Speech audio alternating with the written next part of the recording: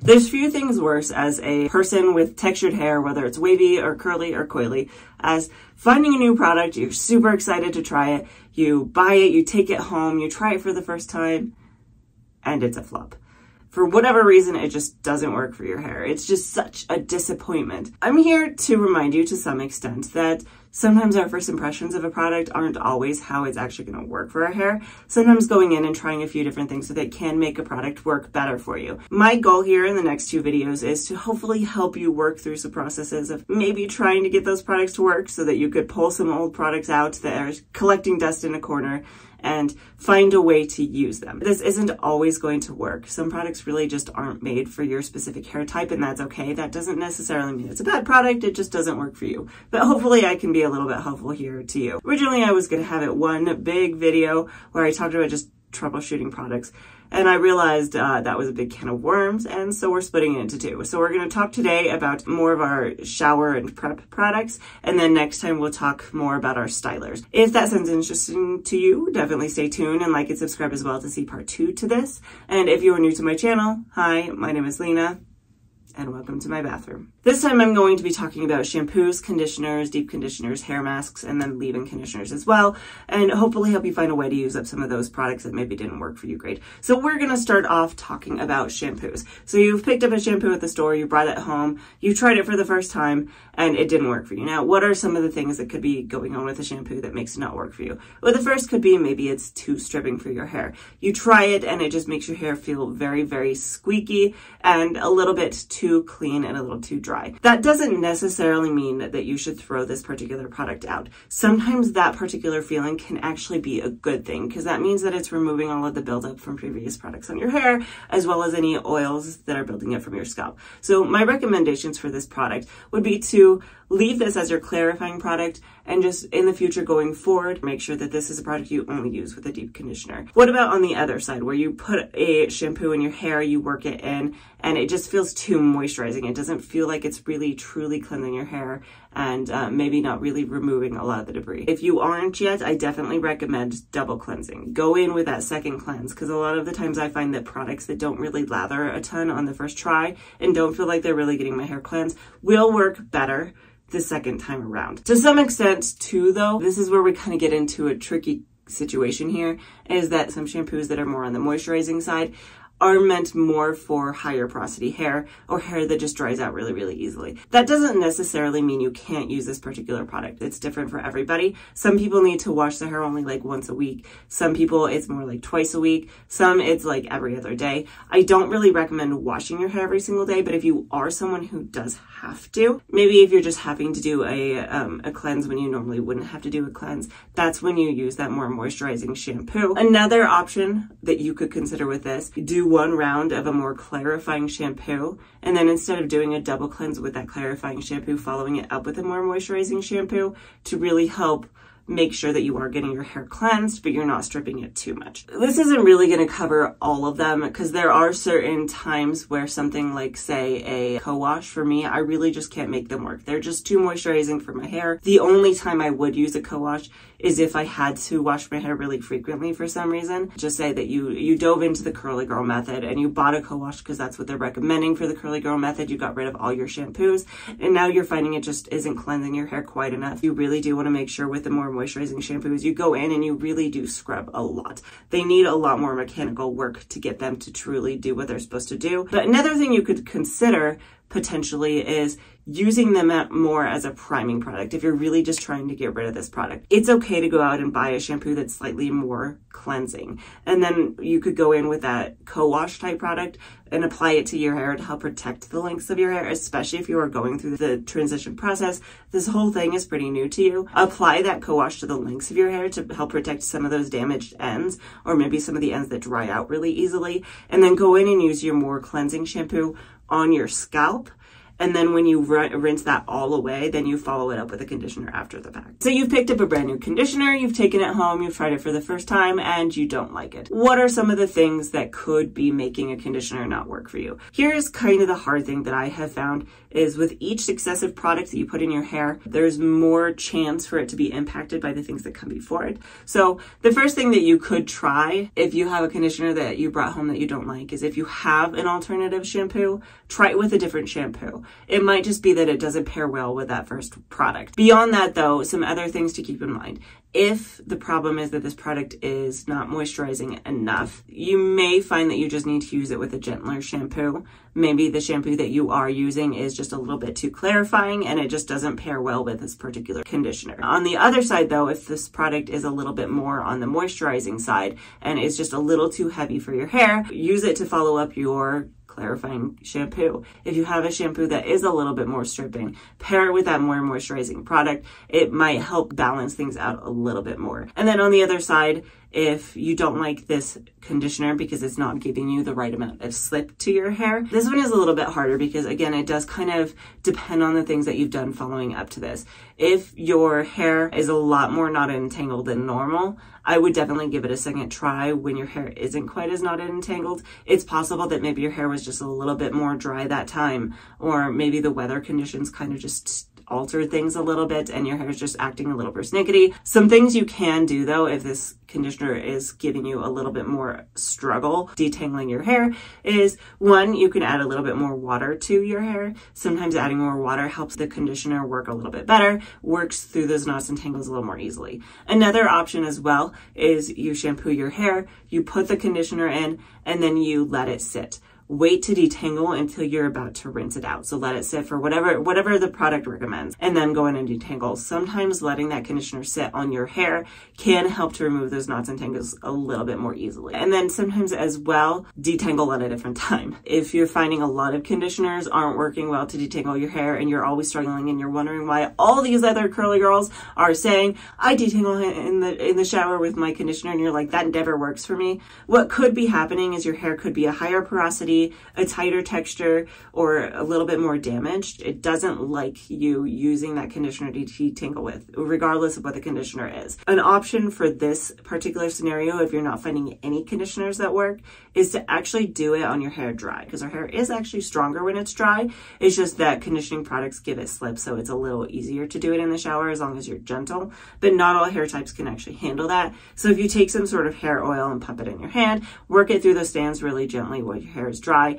and then you hop in the shower and shampoo your hair, and then you move on to conditioning, that can be very beneficial. Another thing to keep in mind too, if you're really struggling to detangle your hair, none of your conditioners seem to be giving you good slip, is maybe that you're going in a little bit too vigorously when you're shampooing your hair. If you're really going in and throwing your hair around, it could be that you just need to be gentler while you're shampooing in order to get the slip for the conditioners to work a little better. Let's say none of these things apply to you. You have a conditioner that's too light or too heavy. You've tried pairing it with different shampoos and it still is just too much for you. A heavy conditioner sometimes, if you put it on last, can weigh your hair down, stretch it out. Even though we're rinsing this product out, that's always, it isn't always enough. One thing you can try for that is just leaving them on for a shorter amount of time for ones that are too heavy, or a longer amount of time for ones that are too light. Other options though could be, if this product doesn't work great for you as a conditioner, but it does still give you a good amount of slip, you use it as a priming product. So especially if your hair is damaged or higher porosity or finer, instead of going in and detangling your hair after your shampoo, what you do is you take this product as a priming product, you apply it to your hair, you work it through, and then you don't rinse it out. You go in with your shampoo next and you gently shampoo your scalp, but you avoid the lengths of your hair. And then as that shampoo washes down the lengths of your hair, it will rinse out that conditioner that you put in. And then you follow it up with a conditioner that does actually work for your hair. If the product is too heavy, what this is also going to do is help rinsing that heaviness away, so it's not going to stretch your hair out. It's not going to make it too heavy. If it's too light, but it does give you good slip, it's not really giving you the benefit of a good full conditioning, but you can still use it as a detangling product to some extent. The last thing, if you're really struggling to find a use for your conditioners, you've bought it, you don't want to waste it, I actually use them a lot of the time for shaving. They help to soften the hair, so when you go in with the razor, it makes it a little bit easier. It makes it less likely to tug on your skin. So that is a good use for them if you're really just struggling to find a way to get rid of them. Moving into deep conditioners or hair masks. What if you pick up one of these and it doesn't work for your hair? The first thing is, again, maybe try it with a different shampoo. Maybe the shampoo you tried it with before just wasn't really pairing well with it for your hair type for some reason. One good example of this is that you might actually need a chelating shampoo, which is a shampoo that's meant to remove hard water buildup. Yes, hard water can actually build up on your hair, leaving minerals behind, and it makes it so that your deep conditioners don't work quite as well. Another thing that you could consider is, again, just trying it a second time. You could even use the same pairing and just see if maybe your hair just wasn't liking it for some reason. Sometimes it's weather related. A specific deep conditioner works better for me in the summer versus the winter, because winter is a little drier and this just isn't quite moisturizing enough for me, but it's still a good product. I just need to only use it in the summer. Sometimes though, that's not always enough. Part of what you are going to want to consider when you're looking at your deep conditioners and your hair masks, unfortunately, is ingredients. Now, if you have a really hard time understanding ingredients in a product, I would find the ingredients list online, and then you copy and paste that and put it in a website called isitcg.com. Now, I don't always follow these guidelines. Sometimes they'll pop up with things that are like, oh, caution, be careful of this. And it's not really a concern to me, but it does still help you kind of learn to recognize ingredients. And it will help tell you if something has, let's say, a protein in it. And that's kind of what I'm going to get into here next, is sometimes you buy a deep conditioner and maybe for your particular hair type, it just has too much protein in it. If this is the case, what's actually happening is it just isn't quite moisturizing enough for your hair. It doesn't have enough of that balance. My recommendations would actually be to cocktail this or kind of double layer it with another conditioner that is a little bit more on the moisturizing side. So if you have a deep conditioner that's really high in protein, you want to use it up, but it's just too much for your hair all on its own, find a deep conditioner that only has that moisture to it, use them together. I've done this in the past to help get rid of products that didn't work great for me, and it actually does work really, really well. And it's actually the same on the other side too. If you find a deep conditioner that's just a little bit too moisturizing for your hair, like maybe you're like me and you have a finer, lower porosity hair type that gets over moisturized super, super easily. So going in with a deep conditioner that only has moisture to it is just not an option. Some options here would be, again, cocktailing it with another deep conditioner that does have some protein in it that's going to help kind of balance that out. Another option for both of these is just keeping those things in mind and following it up with styling products that are going to counterbalance that. So for the protein, make sure the products that you're following it up with are just really moisturizing, or for the moisture one, make sure that you're following it up with products that have protein in it to help balance it out. Another thing that you can actually consider as well, and this is something I've started doing, if they're too moisturizing as a deep conditioner, I don't want to leave them on my hair for, 15 to 30 minutes. I just use them as conditioners.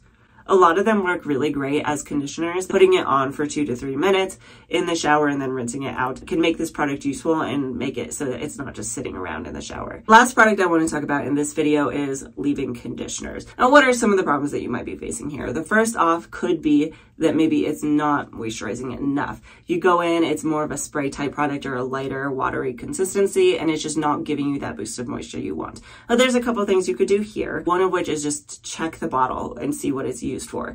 There are a lot of lighter weight leave-in conditioners that are also have heat protectant in it. So in this case, you would just use it more as that heat protectant step and also apply another moisturizing product with it to make sure that you're getting that moisture balance you need. And that is another thing you can consider as well. Still using this kind of as your leave-in conditioner step, but just making sure that the curl cream that you're following it up with is more on the moisturizing side. So again, you still get that balance of what you need. Now, on the other side, it gets a little bit more complicated if you've brought home a product and you find that it's just a little bit too moisturizing for your hair. Now, there's a couple things you can do here. First off is make sure your hair is wet enough when you apply it and only go in with a small amount. Sometimes you really don't need a lot of a leave-in conditioner to work through your hair, especially if you are going to follow it up with a curl cream or some other sort of very moisturizing product. Going in with a very small amount as your base could be a good start. Another option would be, again, going in with a small amount on your hand, but if you're having a hard time maybe working that through your hair, applying some water in your hand,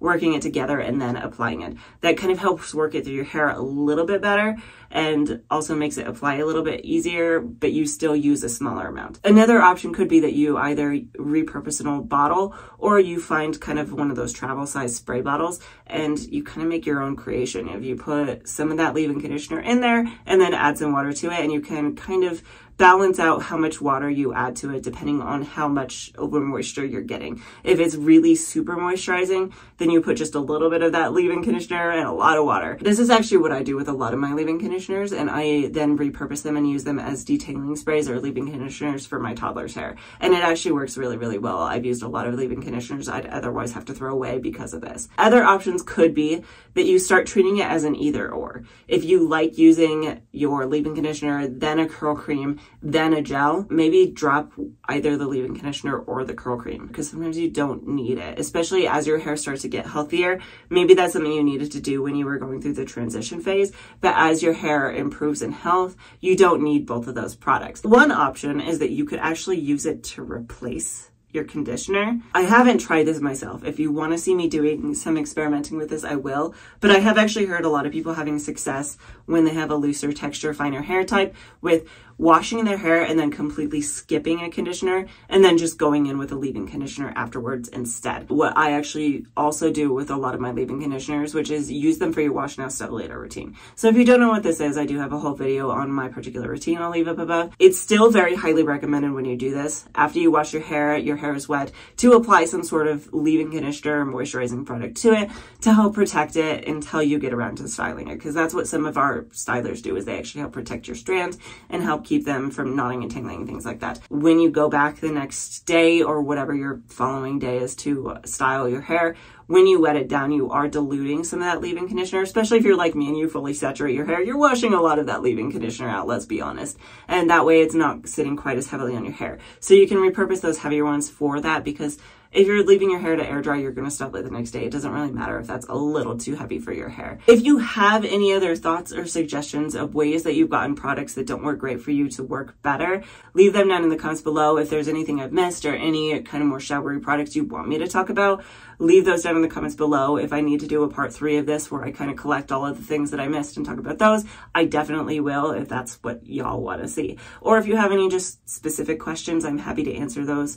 I will try to get to them as quickly as I can. Now, if you do want more help on troubleshooting your stylers, your curl creams, gels, mousses, foams, things like that, come back next week. I will be releasing that video then. And if you do like content like this, please do like and subscribe. It helps me out a ton. I do post a brand new video almost every single Friday. And if you haven't had enough of me yet, I'm actually also in a second YouTube channel. So check out this link over here. It leads to my twin sister and her spouse's channel. They have a tabletop RPG game that I'm currently playing with them. So if that sounds interesting to you, a subscribe would mean the world to us. And hopefully, I will see you next time.